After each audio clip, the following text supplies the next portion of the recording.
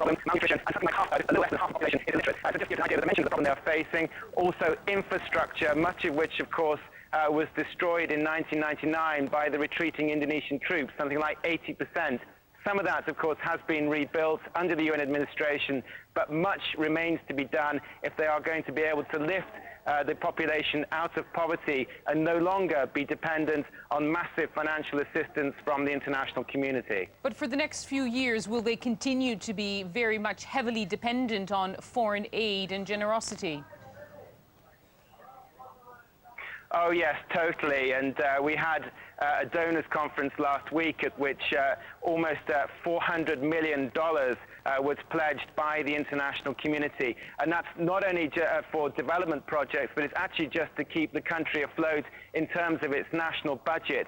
The East Timorese government can't even pay its own very small budget of around about $100 million a year. It's going to need injections of cash just to keep itself afloat, and then also to try and develop the economy, and as I say, to try and lift the population out of poverty. Richard Galpin in Dili. Israel has been hit by a second suicide attack in as many days. The bomber blew himself up when he was approached by a police patrol near the town of Afula, but no one else was hurt. On Sunday, another man blew himself up, killing 3 Israelis and wounding around 30 at a market in the coastal Israeli city of Netanya. The Palestinian Authority has issued an emphatic condemnation of attacks on Israeli civilians. In Afghanistan, the commander of British forces is to be replaced. Brigadier Roger Lane had been criticised in London for exaggerating the success of the operation and for failing to inform the Americans about his soldiers' latest mission. However, Britain's Ministry of Defence has defended Brigadier Lane and said the decision to replace him is not connected to the Afghan mission and was made at the end of last year.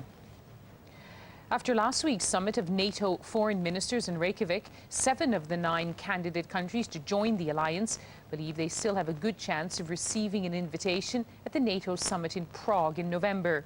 In southeastern Europe, Romania and Bulgaria are coordinating their applications. Romania, with 103,000 soldiers, and Bulgaria, with 77,000, have by far the largest armies of the NATO candidate countries. In the past, the two countries have often behaved as competitors, but are now presenting a strong case that they will, between them, reinforce NATO's southeastern flank. In another gesture of goodwill towards the alliance, Romania has just announced that it will send almost 500 combat troops to join the international forces in Afghanistan. Some doubts in NATO capitals, however, clearly remain. Both countries have a poor record on fighting corruption,